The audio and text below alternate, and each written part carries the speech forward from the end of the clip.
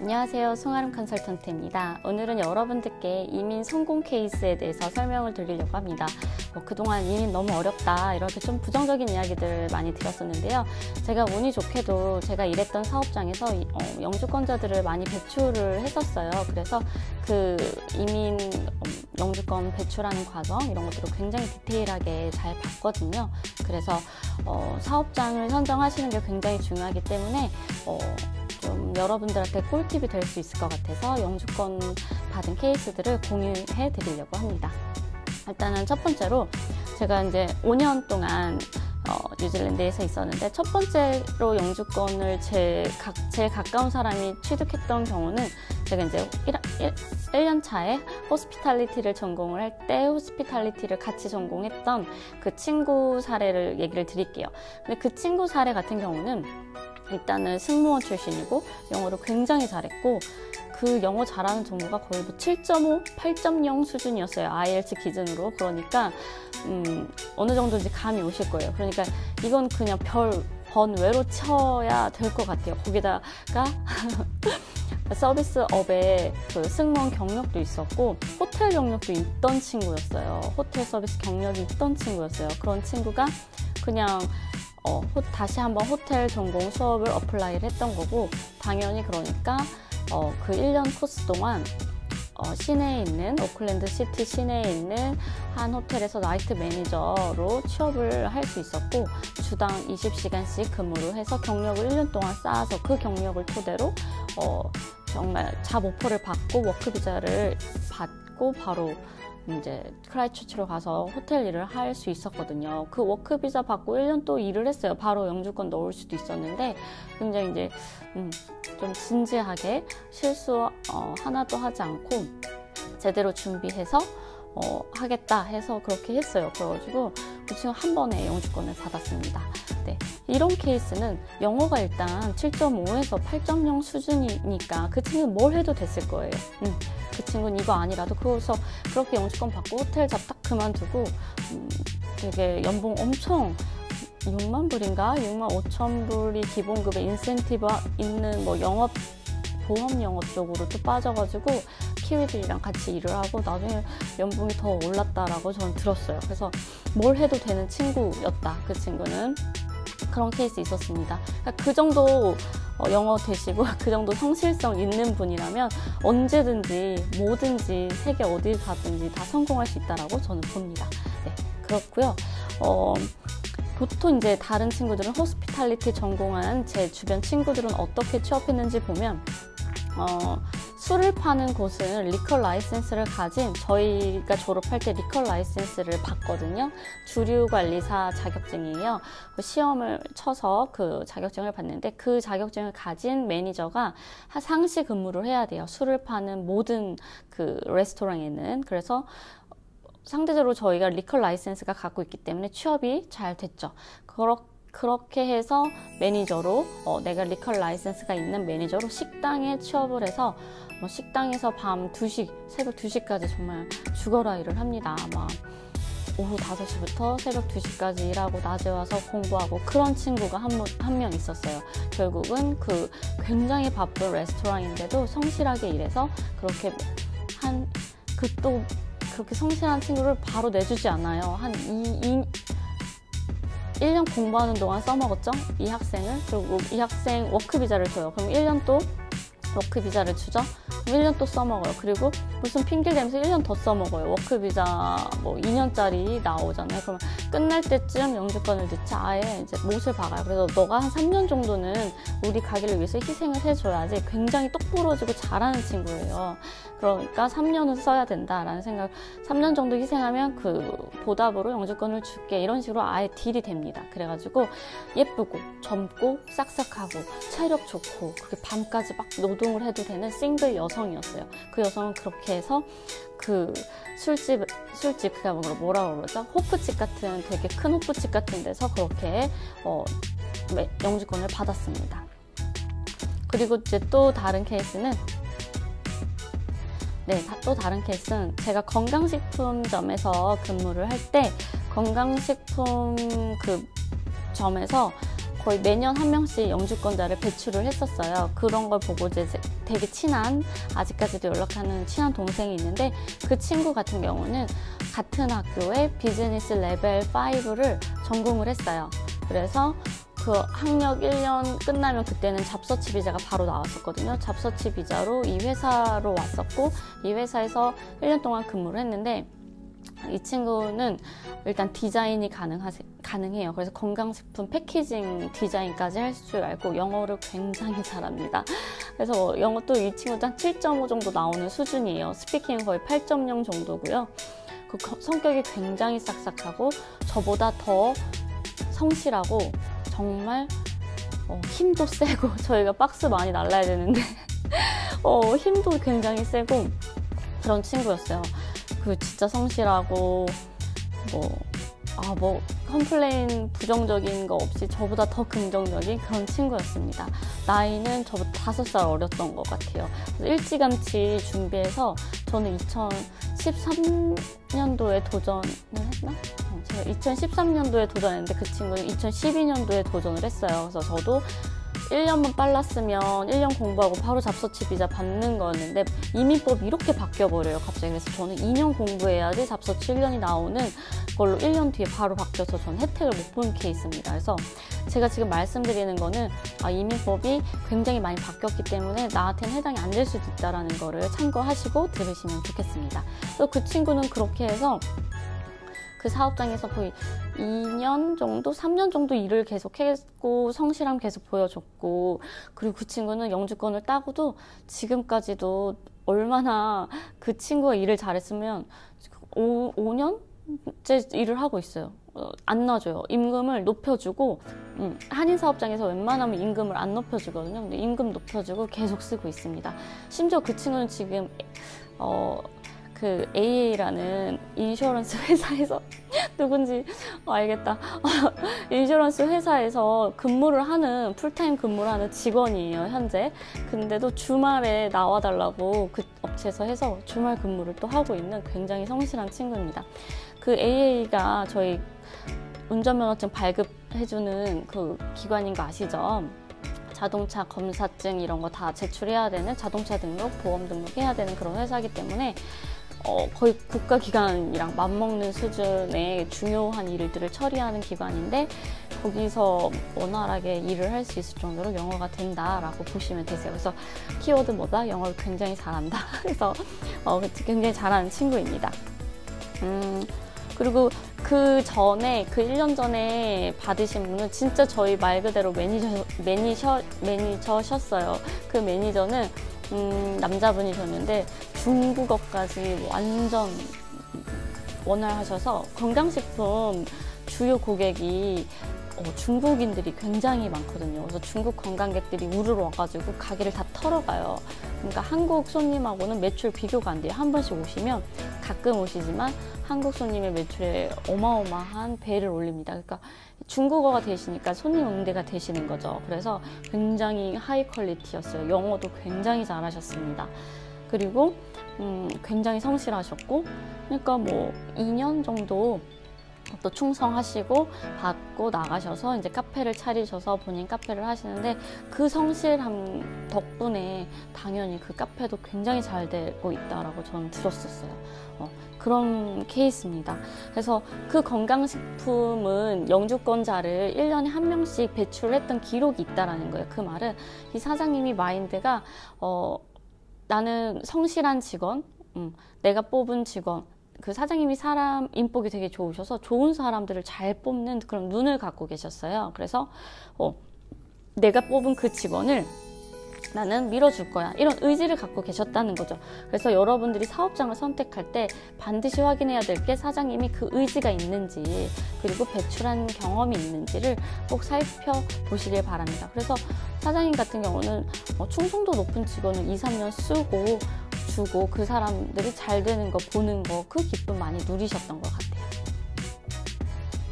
네, 그래서 저도 이제 그 사업장에 이제 뉴질랜드 입국한 지 4, 5개월 만에 워크 비자를 지원해 주신다고 하셔서 그 사업장에서 이제 차근차근 준비하려고 했는데, 이전 영상에서 보시면 영주권이 꼬였잖아요. 학생 비자 때 워크 비자를 들어가 버려서. 그래가지고 잘 안 된 케이스인데, 만약에 잘 풀렸으면 진짜 1년 안에 영주권 들어갈 수 있었던 되게 좋았던 케이스였습니다. 또 제가 많이 봤던 영주권 케이스는 뭐냐면, 제가 이제 그 다음에 이제 쇼핑몰 안에 있는 양말 가게에서 일을 했었어요. 이제 뉴질랜드 사시는 분들이면 이 쇼핑몰의 이 양말이 한국산 양말이고 퀄리티가 굉장히 높아서 그 업체가 어딘지 아실 거예요. 굉장히 품질이 좋고 가격이 좋아서 저 자부심 가지고 일을 했었거든요. 그때 그 사업장도 1년에 한 명씩 영주권을 내주는 사업장이었습니다. 그래가지고 제가 본 케이스만 3분이 받으셨어요. 맨 처음 이제 오피스 매니저였던 분이 받고 나가시고, 보통 영주권을 받으면 나가세요. 왜냐면 일단 그분들은 영어가 6.5 이상이 다 된다라는 분이시고, 6.5가 되고, 그리고 들어온 순서대로 넣어주세요. 그 이제 의리죠. 뭐라고 해야 되나? 그래야지 이제 분란이 없죠. 그래가지고 들어온 순서대로 넣어주시는데, 그래도 한 2, 3년은 데리고 있는 직원들도 넣어주시는 것 같아요. 그래서 오피스 매니저라는 직무로 받았었어요. 왜냐하면 그때 저희가 쇼핑몰이 여러 개잖아요. 뭐 마누카우, 핸더슨, 그랜필드 되게 여러 가지이기 때문에 얘네들을 다 관리하는 매니저입니다. 오피스 매니저입니다. 그래서 웨이지도 관리하고 뭐 스케줄링하고 뭐 모든 걸 관리합니다. 그리고 이제 재고 관리, 핸들링, 뭐 생산 뭐 이런 것들을 다 충분히 그 일을 시켜요. 그리고서 그거를 전화가 왔을 때 이제 이민관이 전화를 하거든요. 네가 하는 업무 좀 말해줄래? 그러면 짜자자장 말할 수 있는 거죠. 뿐만 아니라 각 그 백화점, 그 쇼핑몰 안에 있는 개별 직원들한테 가서도 불시에 암행어사처럼 가서 너네 매니저 이름이 뭐야? 물어봐서 딱 누구누구다 라고 나오지 않으면 의심을 한다는 거죠. 그래서 이렇게 암행어사처럼 나타나서 니네 진짜 근무가 그렇게 이루어지고 있는지 다 체크를 합니다. 매니저들이. 이민관들이 다 체크를 합니다. 그렇게 해가지고 오피스 매니저 포지션으로 한 명 받았고요. 또 한 명은 홀세일러라는 파트로 또 영주권 받은 케이스가 있어요. 홀세일러는 뭐냐면 이제 우리가 북쪽에 있었잖아요. 북섬에. 그래서 남섬에는 이제 물건을 그냥 대주러 다니는 거예요. 그 $2샵 같은 데다가 그 양말을 그냥 넣어주기만 하는 거죠. 그래서 언제 한번 출장을 딱 가요. 그래서 차 운전을 막 몇백 킬로씩 하면서 웰링턴부터 픽턴 막 이렇게 찍고 더니든 해가지고 운전 다 해서 물건들을 한 번씩 이렇게 뿌려주고 옵니다. 그걸 홀세일이라고 하는데 뭐 처음에 100만 원어치 살려고 했던 그 사장님을 설득해서 200만 원어치 더 팔고 이렇게 영업력 있게 하는 그런 능력이 있는 친구였고요. 영어도 거의 IELTS 그냥 대충 봤는데, 일하면서 대충 봤는데 7.0 나왔던 케이스거든요. 이 친구도 거기다가 디자인 능력까지 있어서 포토샵, 일러스트레이터 할 줄 알아서 홈페이지 관리까지 했던 친구였어요. 그 세일즈도 굉장히 성실하게 잘해서 매출이 항상 거의 1, 2등을 다퉜던 그런 친구였습니다. 그러니까 이 정도 성실성과 이 정도 능력과 이 정도 스펙과 이 정도 영어 실력이 있으니까 사장님들이 밀어주는 거죠. 이해되시나요? 그리고 되게 젊었어요. 25살? 막 이랬어요. 그래서 받았습니다. 이분들은 또 형제였어요. 그래가지고 이분 받고 나서 그 다음 또 지원을 해주셨어요. 어떤 여자분을. 그 여자분은 지방 근무여가지고 지방 접수까지도 있었어요. 근데 막판에 영어 점수 내라고 이민관이 그래서 영어 점수 못 만들어서 결국은 서류 빼고 기회를 아예 포기했습니다. 그분이 4, 5년을 헌신하셨는데 막판에 영어 점수 못 내가지고, 그러니까 이 나라에서 학교 졸업하고 잡서치 비자 받아서 워크 1년 일하고 워크 비자 회사에서 받아서 2년 일하고 총 4년을 일했는데, 그리고 영주권을 냈는데 영어 점수 정한 인터뷰를 했는데 버벅된 거죠. 그래서 영어 점수 내라 했는데 못 내니까 시험 많이 쳤는데 못 내요. 그렇게 단기간에 한 2년은 해야지 나와요. 그래서 취소한 케이스가 있었습니다. 네. 그 다음에 이제 그 같은 사업장에 그래서 한 분이 뺐으니까 다른 한 분 넣을 수 있잖아요. 그래서 순서가 빨리 왔어요. 그 다음이 제 순서였는데 저는 그냥 여기에서 일부러 안 받았어요. 저도 이제 매니저 직급으로 해보라고 하셨는데 저는 이 회사에 피해가 될 것 같은 거예요. 왜냐면 저는 이미 한번 블랙리스트에 올라갔잖아요. 이민성에. 그래서 내가 어디를 들어가든지 그 회사는 다 파헤쳐지겠구나.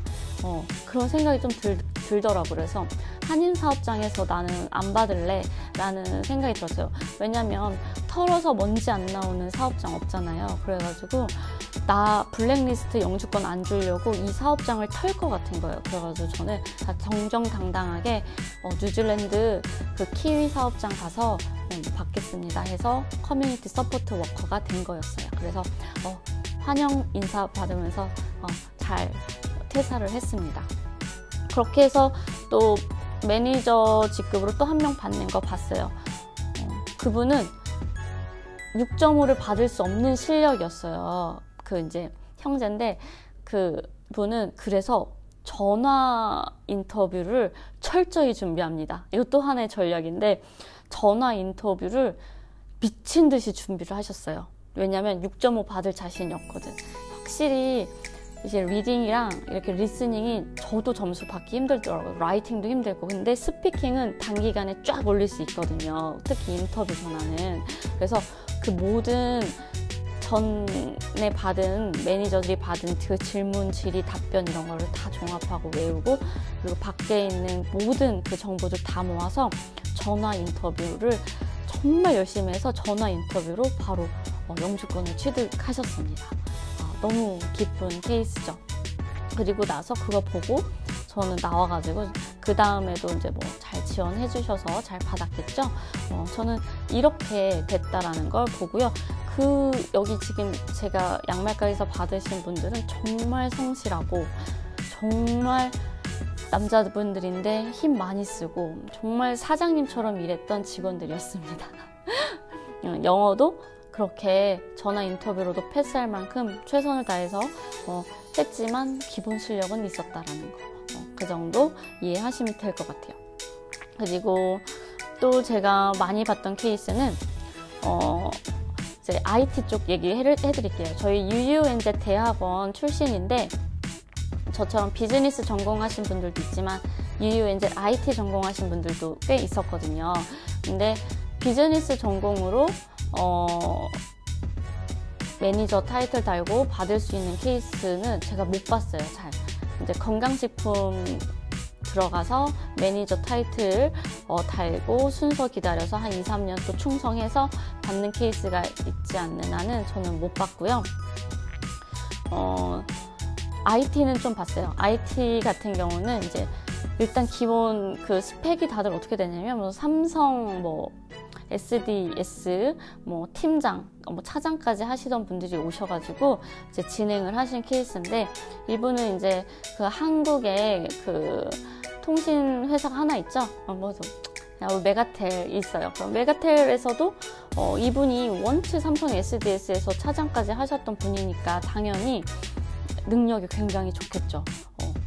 그러니까 TM, 이렇게 프로젝트 매니저, PM 같은 거 막 시켜보고 이분도 방학 때 파트타임으로 열심히 일을 해가지고 나중에 잡 오퍼 받고 연봉 협상까지 막 하시더라고요. 그래가지고 IT 팀 매니저 해가지고 영주권을 받으셨고요. 7.0인가 IELTS 받으셨을 거예요. 그냥 실수해서 많이 틀려서 7.0 그 정도로 굉장히 똑똑하신 분이었어요. 학력도 스카이 출신이었던 것 같고 그렇습니다.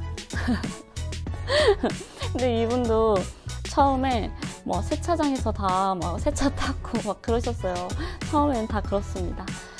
그리고 또 어떤 분은 IT도 전공하셔서 어떤 대학교에 들어가가지고 대학교 IT 팀에 들어가셔가지고 거기서 또 PM 맡으셔서 PM이 이제 팀 리더잖아요. 그래가지고 또 받을 케이스가 있습니다. 그래도 무조건 영어 6.5는 있어야 된다는 사실이 있습니다. 네, 또 그리고 제가 좀 강력 추천하는 거는 간호사는 당연히 여기서 필요한 직군이에요. 취업이 굉장히 잘 돼요. 단 영어가 7.0이 있으셔야지 이 나라에 간호사 등록을 할 수가 있어요. 간호사 협회에. 아카데믹이에요. 제너럴이 아니라 아카데믹 7.0이 있어야 돼요. 오버롤. 근데 이치 6.5가 나와야 됩니다. 각 항목마다 6.5가 나와야 돼요. 그래서 그게 되시면 한국에서 아카데믹 오버롤 7.0, 이치 6.5가 되시는 분은 뉴질랜드 와서 편안하게 태움 없이 일하실 수 있어요. 그래서 간호사 최고고요. 그 정도 안 된다 하시는 분들은 이제 뭔가 중의학이나 한의학을 한국에서 해보고 싶었는데 한의대가 저희가 되게 높잖아요. 커트라인이. 그래서 그 꿈을 못 이룬 분들이 같은 경우는 여기 와서 해보실만 하다 저는 생각을 해요. 그리고 실제로 만약에 중의학이나 한의학을 전공하신 분들은 1년짜리 과정만 들으면 트랜스퍼가 되거든요. 저 있을 때까지는 됐었어요. 지금 모르겠는데 그렇게 하시고 7.0 IELTS 점수 제출하시면 침술사 등록이 되거든요. 아큐펑처.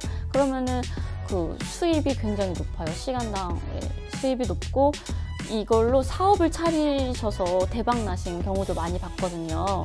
왜냐면 여기 이 나라는 ACC라고 몸 외상은 무료로 나라에서 진료를 해줘요. 그래서 한국 환자들 1시간 이렇게 침 놓고 마사지 조금 하는데 정부에서 한 60불씩 지원 나오는 걸로 알고 있어요. 그러면은 이제 거기서 이제 뭐 얼마는 내 돈, 얼마는 이제 뭐 세금 내겠죠. 그래서 6만 8에 48, 한 5만 원 정도 벌 수 있다. 환자 한 명당. 근데 친한 한인들 막 불러서 계속 침 맞을 수 있잖아요.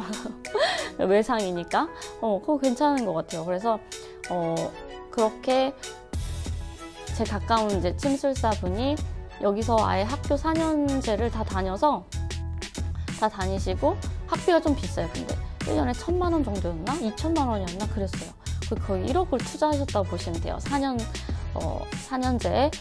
그리고 나서 사업으로 다 1, 2년 만에 다 본전 찾으셨어요. 그래서 저는 침술사도 강추합니다. 실제로 침술사로 취업하셔서 이렇게 잘 사시는 경우가 3명 본 것 같아요. 3명.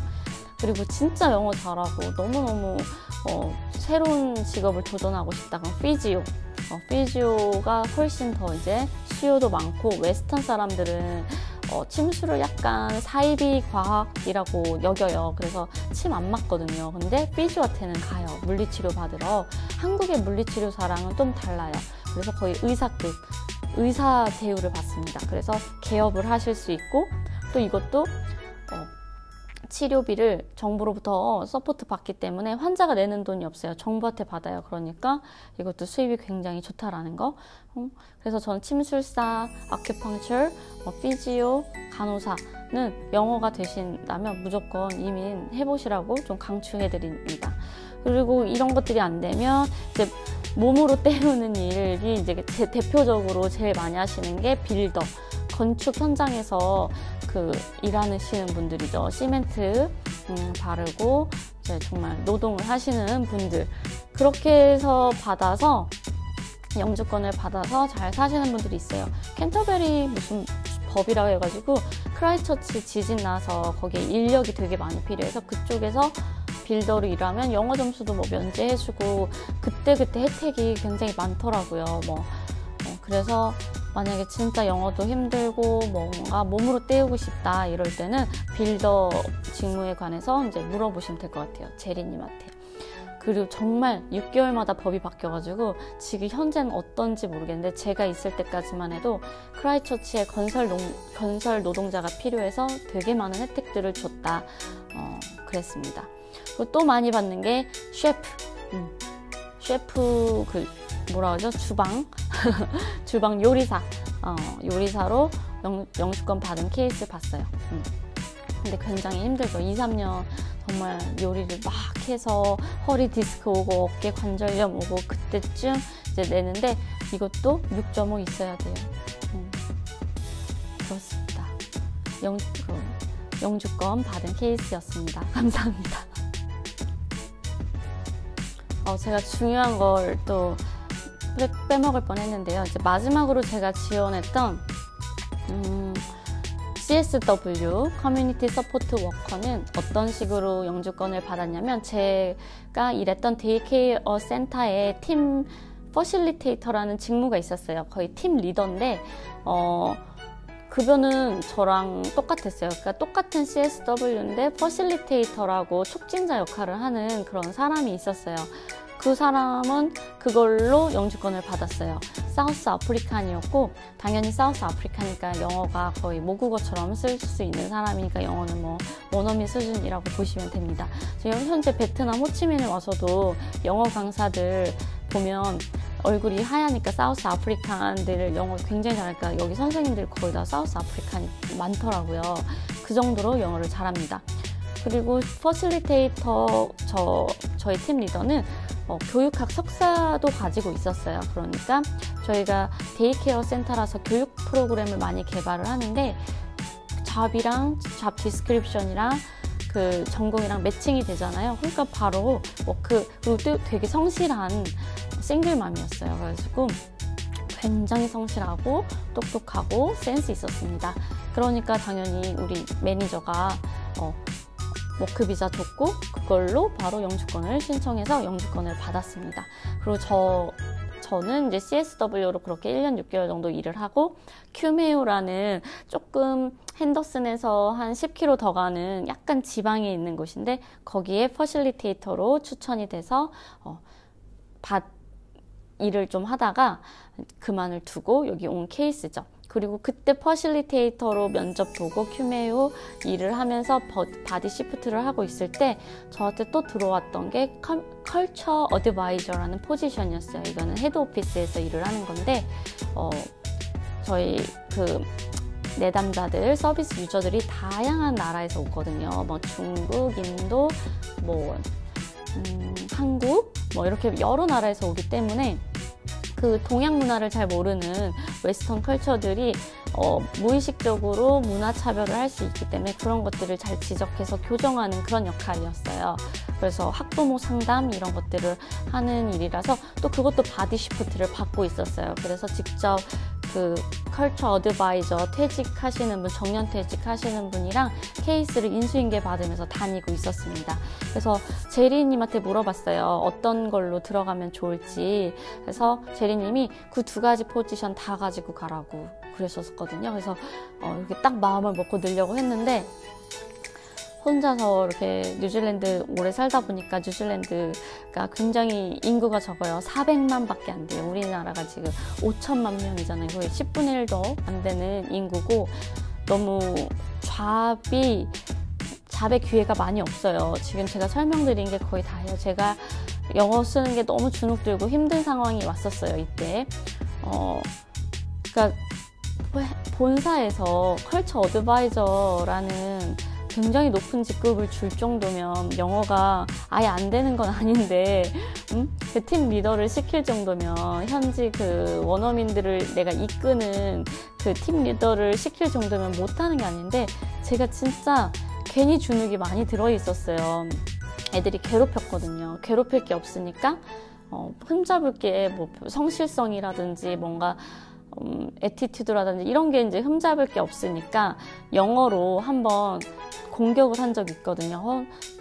쟤는 브로큰 잉글리시를 쓰는데 나보다 임금이 높다? 다른 데서 센터에서 지원 나온 직원한테 그렇게 말하는 걸 제 앞에서 말을 하더라고요. 그래서 브로큰 잉글리시 딱 듣자마자 갑자기 이제 말문이 막히더라고요. 그때부터 내가 하는 말을 계속 뇌로 몇 번씩 굴리다 보니까 이제 강박증이 생긴 거죠. 언어 강박증. 그래서 공포증이 생기고 주눅이 드니까 일을 하기가 싫어지고 그래서 결국은 이제 퇴사를 하게 됐는데 그렇습니다. 근데 이 일을 그만두고 이거보다 좋은 잡을 가질 수가 없다는 걸 저는 알고 있었어요. 이미 너무 많은 직업들을 경험했기 때문에. 그래서 이 일을 못할 것 같으면 한국 회사에서는 일하고 싶지 않았었거든요. 그래서 아예 영주권을 포기한 케이스입니다. 네. 여러분들 목표하신 영주권 잘 이뤄내시길 바랍니다. 화이팅!